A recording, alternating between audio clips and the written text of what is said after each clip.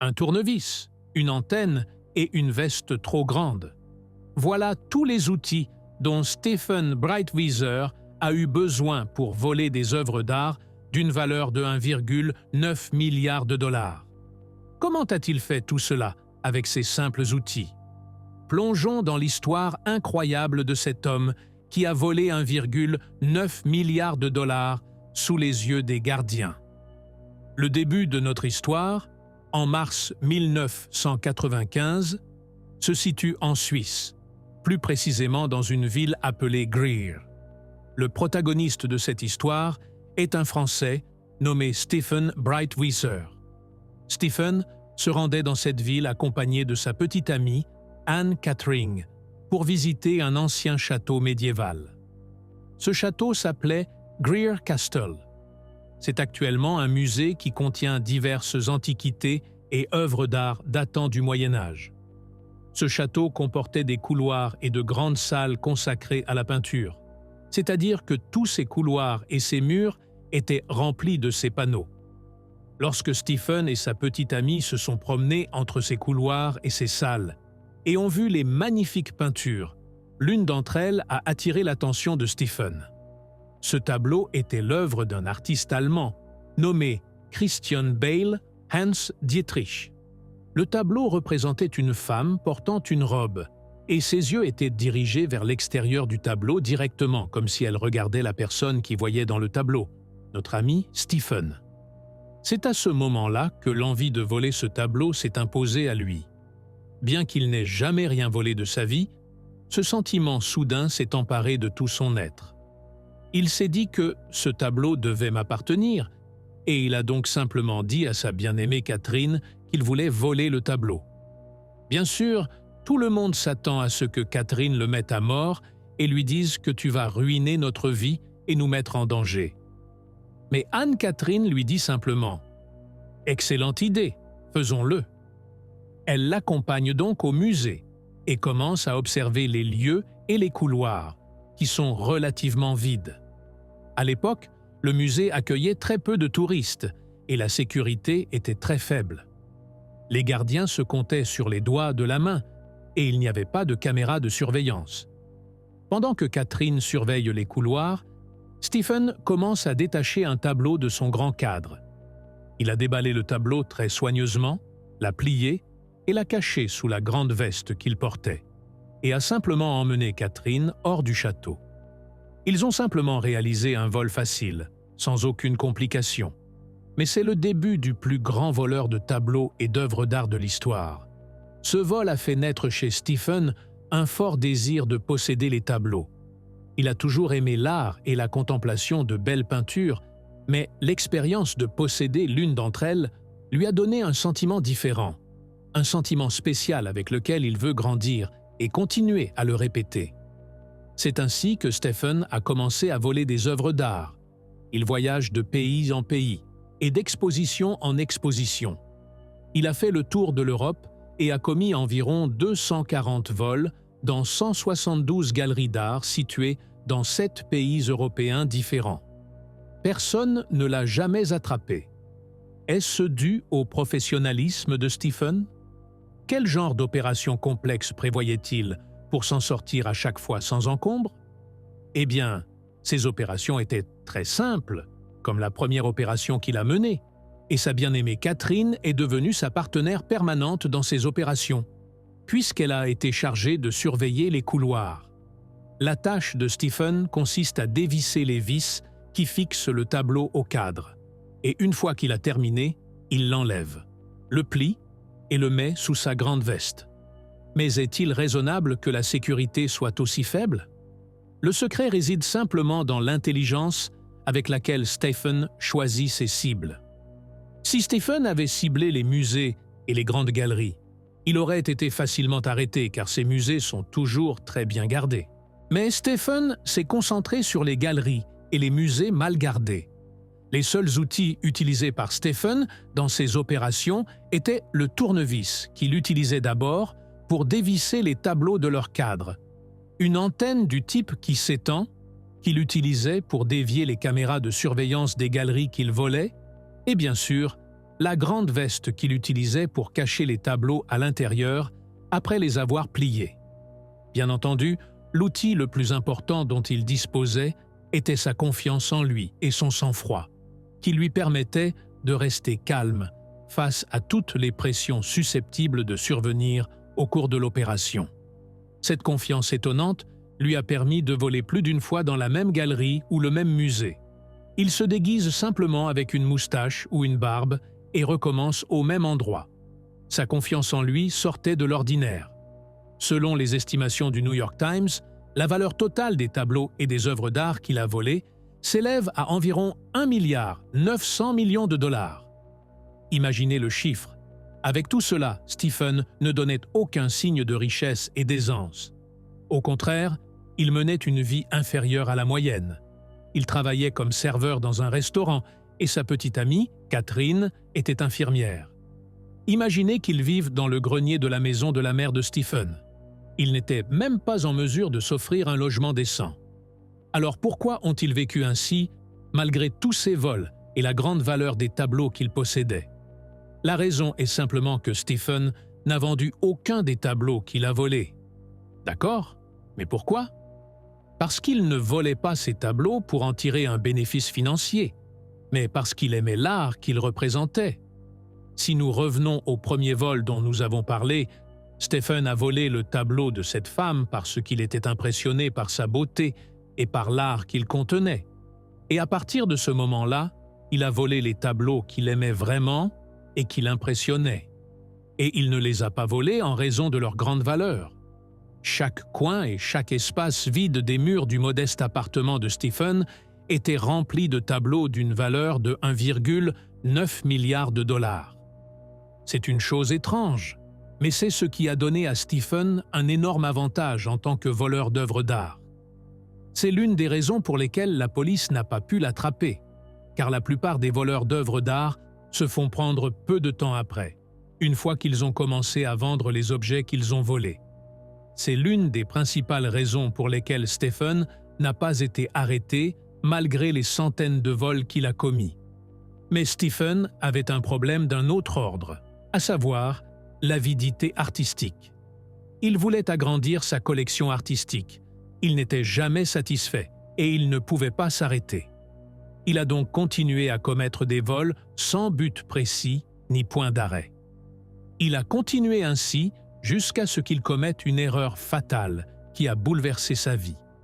Ce vol a eu lieu en Suisse, plus précisément dans le musée d'une ville appelée Lausanne, en 1997.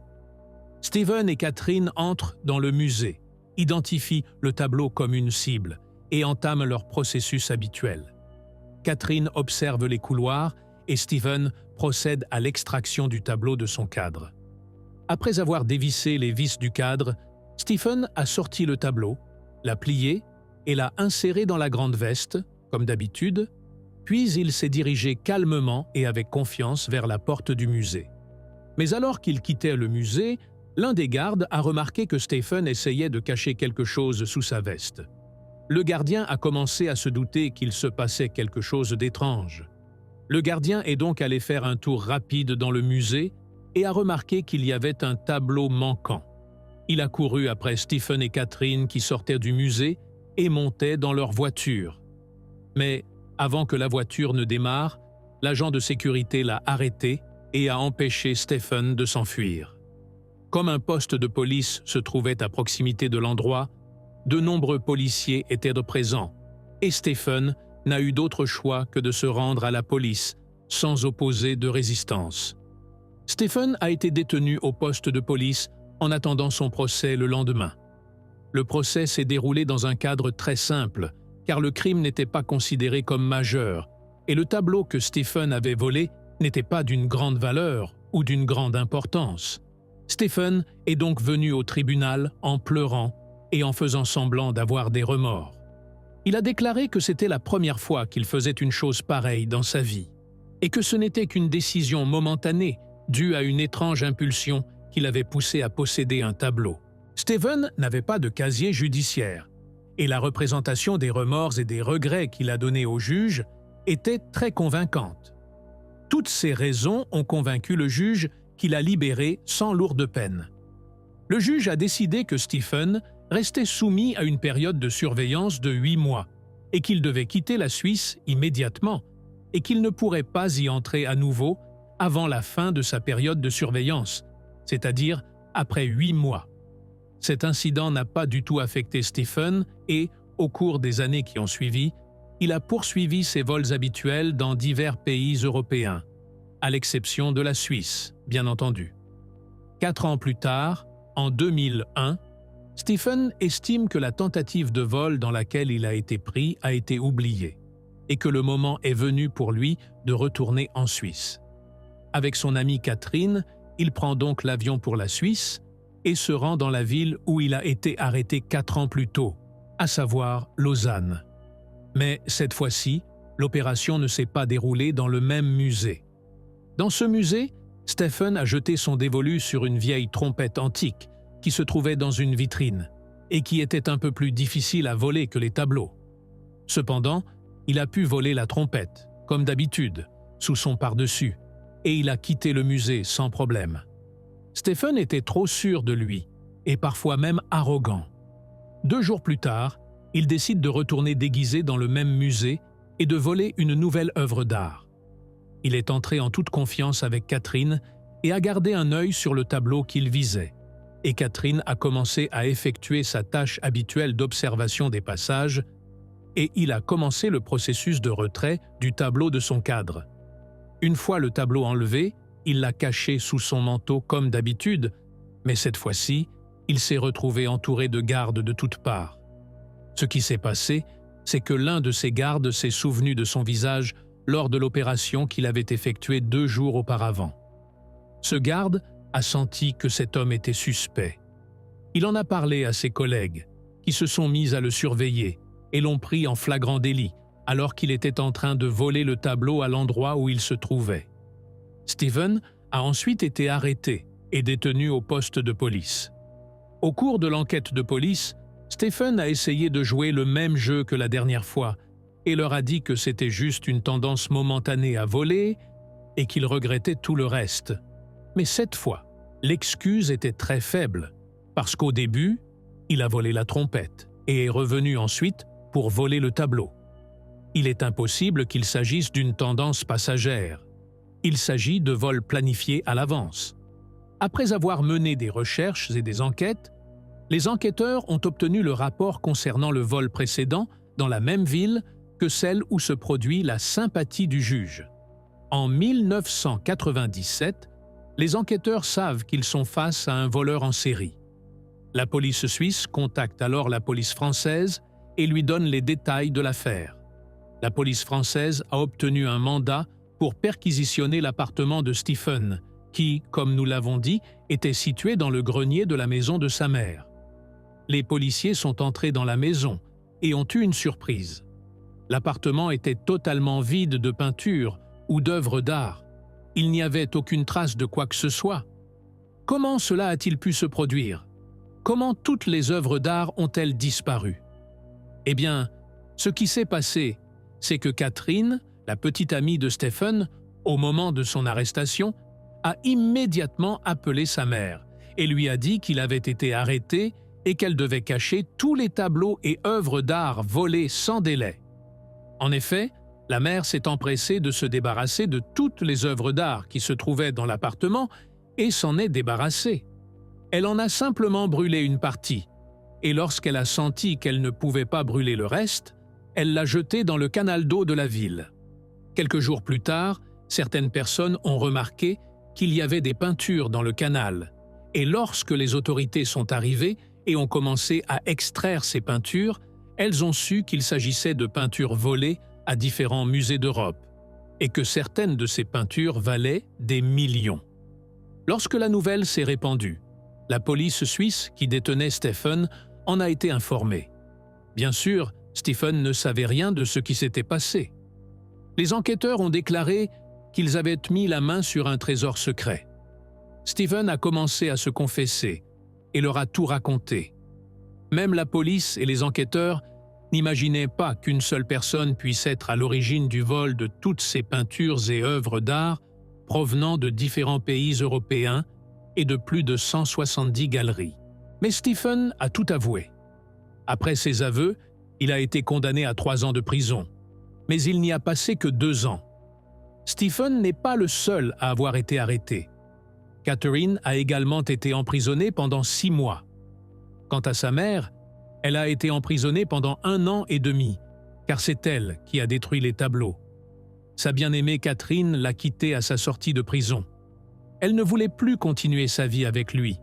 Quant à sa mère, elle n'a jamais communiqué avec lui.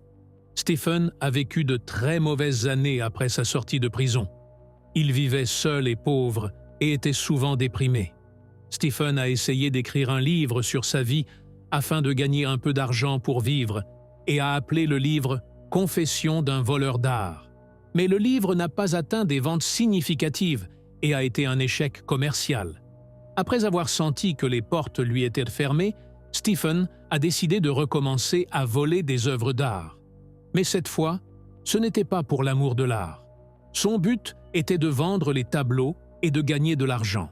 Et comme nous l'avons dit, les voleurs qui tentent de vendre les œuvres d'art volées sont généralement ceux qui se font prendre. En effet, il a été arrêté en 2011 alors qu'il essayait de vendre une partie des tableaux qu'il avait volés. Et après avoir fouillé l'appartement, ils ont trouvé plus de 30 tableaux volés, si bien qu'il a été arrêté pour la 2e fois. Comme la dernière fois, il a été condamné à 3 ans de prison. Et après sa sortie de prison cette fois, il est resté sous surveillance. Et il a été arrêté pour la 3e fois en 2019 lorsqu'il a été surpris en train d'essayer de vendre des antiquités sur eBay. Ces objets ont très probablement été volés avant son arrestation. Après cette arrestation, qui a eu lieu en 2019, Stephen n'a plus donné de nouvelles. Cependant, Stephen Breitwieser immortalise son nom en tant que plus grand voleur d'art de l'histoire, et il n'y a probablement personne qui rivalisera avec ce titre de sitôt. Nous voici arrivés à la fin de notre histoire. Si vous l'avez aimé, n'oubliez pas d'aimer et de vous abonner et d'activer le bouton cloche pour recevoir les nouvelles vidéos. Au revoir.